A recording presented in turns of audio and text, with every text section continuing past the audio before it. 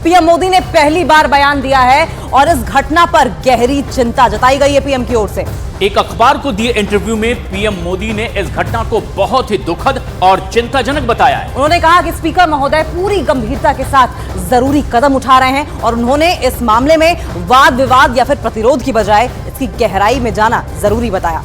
और वो इसलिए भी ताकि इसका सही समाधान ढूंढा जा सके, सही रास्ता ढूंढा जा सके। उन्होंने कहा है कि जांच एजेंसियां बेहद सख्ती के साथ में जांच पड़ताल आगे बढ़ा रही है।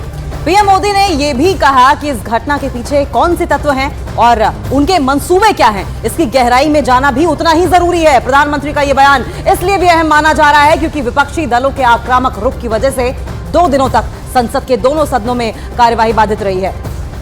वहीं कल भी यानी कि सोमवार को भी सदन में हंगामे के आसार हैं, लेकिन इस पूरी घटना को लेकर प्रधानमंत्री नरेंद्र मोदी ने एक अखबार को दिए इंटरव्यू में क्या सबसे खास बात कही है, वो अहम सवाल है। संसद में जो भी घटना हुई है उसकी गंभीरता को जरा भी कम नहीं आंकना चाहिए, ये प्रधानमंत्री नरेंद्र मोदी ने कहा है। और इसके अलावा इसलिए स्पीकर महोदय पूरी गंभीरता के साथ आवश्यक कदम उठा रहे हैं। पीएम की ओर से बताया गया कि स्पीकर जो जरूरी एक्शंस हैं वो उठा रहे हैं। पीएम ने कहा है कि जांच एजेंसियां बेहद सख्ती के साथ इस पूरे मामले की जांच पड़ताल में जुटी हुई है। और इसके अलावा पीएम की ओर से कुछ और बड़ी बातें हैं जो कि कही गई हैं, लेकिन फिलहाल ये 3 बड़ी बातें हैं जो कही गई हैं। साथ साथ पीएम की ओर से आश्वासन ये दिया गया है कि जो भी ये इस मामले में संलिप्त हैं उन्हें कड़ी से कड़ी जो है सजा दी जाएगी। लेकिन इस पर एक और बड़ी अपडेट, संसद सुरक्षा चूक मामले में लोकसभा अध्यक्ष ओम बिरला ने सभी सांसदों को चिट्ठी लिखी है। और इस चिट्ठी में स्पीकर ने लिखा है कि सांसदों के निलंबन को 13 दिसंबर की घटना से जोड़ना बिल्कुल ठीक नहीं है।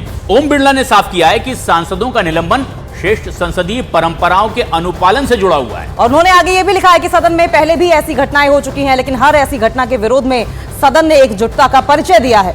जो पत्र इस वक्त आप न्यूज 18 इंडिया पर देख रहे हैं, ये स्पीकर का लिखा पत्र है उन सांसदों के लिए जो 13 दिसंबर की घटना से सांसदों के निलंबन को जोड़कर देख रहे हैं। उन्होंने इसमें लिखा है और उम्मीद जाहिर की है कि भविष्य में सभी सांसद संसद की गरिमा को सर्वोपरि रखेंगे। साथ ही साथ उन्होंने सभी सांसदों को आश्वासन भी दिया है कि हाई पावर्ड कमेटी संसद परिसर की सुरक्षा व्यवस्था को और ज्यादा मजबूत बनाएगी और इस मजबूती से भविष्य में ऐसी घटना ना हो सके जिससे कि सांसदों को दिक्कत हो।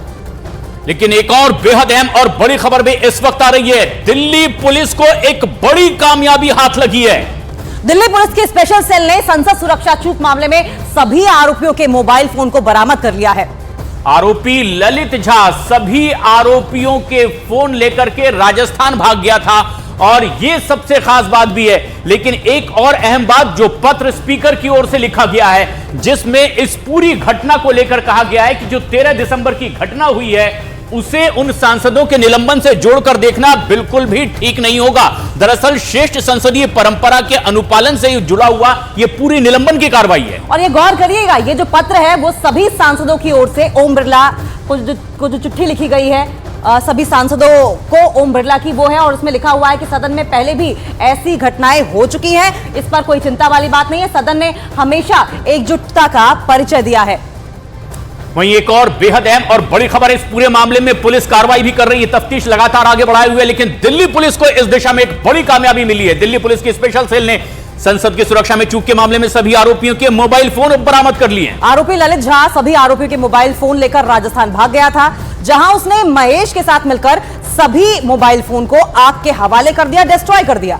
और अब आरोपियों की निशानदेही पर पुलिस ने राजस्थान पहुंचकर उन सभी मोबाइल फोन को बरामद कर लिया है। हालांकि सभी मोबाइल फोन पूरी तरीके से नष्ट हो चुके हैं, पुलिस को उनके अवशेष ही अभी तक मिल पाए हैं। बताया जा रहा है कि आरोपी ललित ने पहले सभी आरोपियों के मोबाइल फोन तोड़े और इसके बाद उन्हें जला दिया था। जो तस्वीर इस वक्त आप न्यूज 18 इंडिया पर देख रहे हैं, स्पॉट पर उसे आरोपी को ले जाया गया जहां पर निशानदेही पर जले हुए मोबाइल फोन मिले।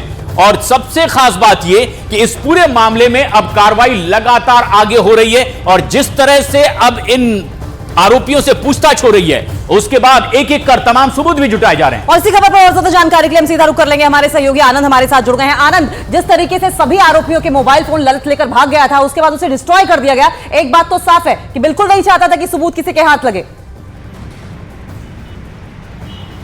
देखिए अंकिता, बिल्कुल ये सुनियोजित साजिश थी। इसी वजह से तमाम लोगों के जो फोन है वो ललित के पास थे और ललित ने उन फोन को नष्ट किया, जलाया।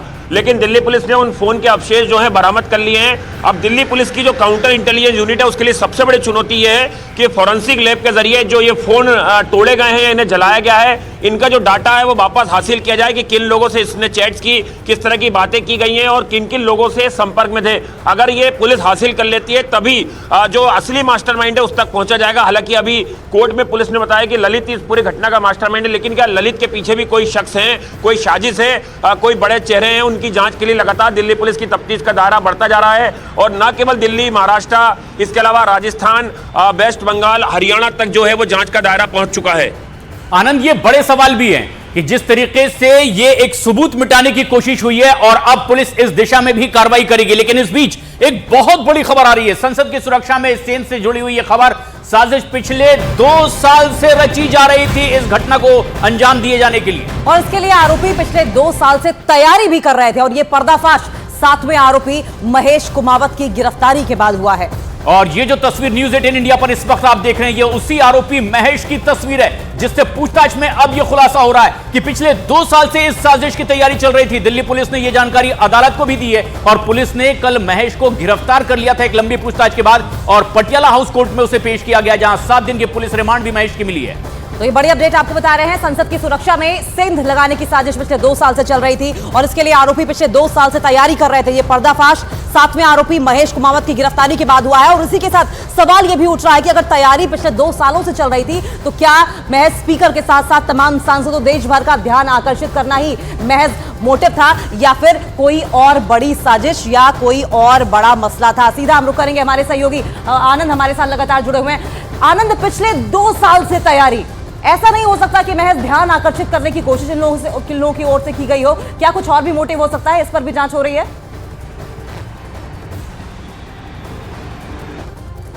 आनंद तक लगता है हमारी आवाज नहीं पहुंच पा रही। आनंद का हम रुक करेंगे, लेकिन ये बहुत बड़ी अपडेट है और इस पर इसकी तह तक जाने की पुलिस जाहिर तौर पर कोशिश करेगी, जांच एजेंसियां कोशिश करेंगी, क्योंकि 2 साल से अगर तैयारी चल रही थी, 2 साल से प्लानिंग चल रही थी, तो महज संसद भवन के भीतर जाकर इस तरीके से जो पीला धुआं था उसे छोड़ना नहीं होगा। वहां पर महज ध्यान आकर्षित करना भी सिर्फ यही एक मकसद हो सकता है। ये इसके इतर क्या कुछ और खतरनाक मंसूबे थे, इसकी तह तक पुलिस अपनी जांच के द्वारा जाने की कोशिश करेगी।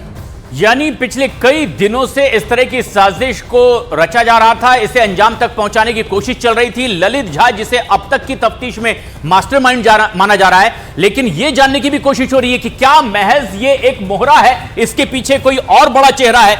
यह भी सबसे अहम बात है। संसद की सुरक्षा में चूक मामले में महेश कुमावत के पकड़े जाने के बाद यह 6ठी गिरफ्तारी है और आपको बताते हैं कि 6ठे आरोपी महेश कुमावत की आखिर भूमिका क्या रही है। इंफॉर्मेशन वॉल के जरिए एक एक करके आपको समझाएंगे। दरअसल ये एक के बाद एक गिरफ्तारी की गई है। कुछ लोगों को हिरासत में रखा गया था और फिर उसके बाद एक लंबी पूछताछ के बाद गिरफ्तारी हुई, उसमें से महेश का भी एक नाम है। लेकिन वारदात को लेकर जितनी भी बैठकें हुई उसमें आरोपी महेश कुमावत लगातार शामिल रहा है, क्योंकि ये देश के अलग अलग इलाकों से, हिस्सों से आए हैं। सोशल मीडिया प्लेटफॉर्म पर ये एक दूसरे से जुड़े, चैट की, फिर एक दूसरे के मोबाइल नंबर साझा किए गए, फिर व्हाट्सएप पर आने की बात कही गई, कुछ व्हाट्सएप चैट भी सामने आई है। इन्वेस्टिगेशन एजेंसीज उसकी भी तफ्तीश कर रही है, लेकिन देश के अलग अलग इलाकों से इन तमाम लोगों को जोड़ा गया और उसके बाद दिल्ली में संसद में दाखिल होने की एक बड़ी साजिश रची गई। ललित झा की ओर से पहले सोशल मीडिया का इस्तेमाल किया गया। ललित झा ने उसके बाद तमाम आरोपियों के फोन को अपने पास रखा और उसके बाद वारदात के बाद उसे नष्ट भी कर दिया, जिसका साफ मतलब है कि सोची समझी साजिश के तहत इस तरीके से ललित झा ने पूरी प्लानिंग के साथ इस वारदात को अंजाम दिया। एक बार आनंद का फिर से रुख कर लेंगे। आनंद, महेश कुमावत से पुलिस ने जब पूछताछ की तो पता चला कि 2 सालों की लगातार प्लानिंग चल रही थी। सिर्फ ध्यान आकर्षित करना तमाम सांसदों का यही मकसद नहीं हो सकता, कुछ और भी मोटिव हो सकता है। इस पर भी पुलिस की जांच होगी। देखिए अंकिता, बिल्कुल कल पटियाला हाउस कोर्ट में जब महेश को पेश किया गया तो उस दौरान दिल्ली पुलिस की तरफ से दलील दी गई कि ये केवल 9 महीने नहीं बल्कि 2 साल से साजिश रच रहे थे और 2 साल पहले से ही तमाम लोग आपस में जुड़े हुए थे। खासतौर पर महेश और ललित, जो दोनों इसके मास्टरमाइंड है, क्योंकि महेश वो किरदार है जिसने कि आरोपियों को छुपाने में और उन्हें लॉजिस्टिक सपोर्ट करने में मदद की और यही वजह थी कि कल उसकी 7 दिन की पुलिस रिमांड जो है वो पुलिस ने ली है और बहुत जल्द जो पुलिस है कई जगहों पर निशानदेही के लिए ललित और महेश को साथ में लेकर जाएगी।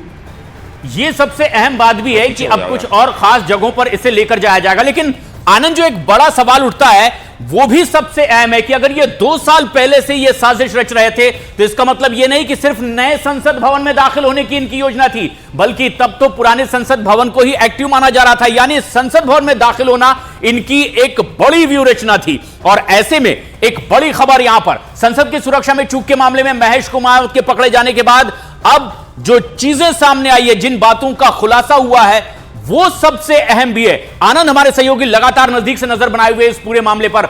आनंद, क्या यह माना जाए कि अगर 2 साल से यह साजिश रची जा रही थी तो यह सिर्फ नए संसद भवन में ही दाखिल होना इनकी योजना नहीं थी? मकसद चाहे वो पुराना ही संसद भवन क्यों ना हो, दाखिल होना और अपनी एक्टिविटीज को अंजाम तक पहुंचाना। देखिए प्रशांत, बिल्कुल 2 बार रेकी की गई। यही वजह थी कि इंडिया गेट पे मीटिंग की गई और बाकायदा बजट सत्र के दौरान एक बार जो है वो आरोपी जो है वो संसद भवन तक पहुंचे कि उन्हें पता था कि किस तरह से जूते की जो है वो चेकिंग नहीं होती। अगर जूते की कैविटी में कुछ आर्टिकल रख के अगर संसद के अंदर दाखिल हुआ जाएगा तो आसानी से अपने मकसद में कामयाब हुआ जा सकता है। यही वजह है कि 13 दिसंबर का दिन चुना गया। 13 दिसंबर को जब एक आतंकवादी हमला जो है वो संसद पर हुआ था और उसी दिन एक अटेंशन लेने के लिए मीडिया का और पूरा देश का इस साजिश को जो है वो रचा गया और इस साजिश को अंजाम दिया गया। बिल्कुल आनंद, अब पुलिस की ओर से कोशिश यह होगी कि जो मोबाइल नष्ट कर दिया गया है, डिस्ट्रॉय कर दिया गया है, उसका डेटा जो है वो रिट्रीव कर लिया जाए। लेकिन संसद की सुरक्षा में चूक मामले में महेश कुमावत के पकड़े जाने के बाद यह छठी गिरफ्तारी है। और आपको यह बताते हैं कि छठे आरोपी महेश कुमावत की आखिर भूमिका क्या रही है, इंफॉर्मेशन वॉल के जरिए करके आपको बताएंगे। संसद में घुसपैठ की योजना की हर बैठक में यह महेश शामिल था, जिसे कई और तरह की कार्रवाइयों को अंजाम देने के लिए जिम्मेदारी भी मिली थी। इसके अलावा अन्य आरोपियों के मोबाइल फोन को नष्ट करने का आरोप भी महेश कुमावत के ऊपर ही लगा है। ललित के साथ मिलकर के महेश ने ही मोबाइल फोन नष्ट किए और संसद में घुसपैठ करने वालों के लिए रहने का भी इंतजाम करने की जिम्मेदारी इसी महेश के पास थी। इसके अलावा महेश कुमावत को लगातार अब पुलिस ग्रिल कर रही है और क्या जानकारी है जुटाने की कोशिश कर रही है।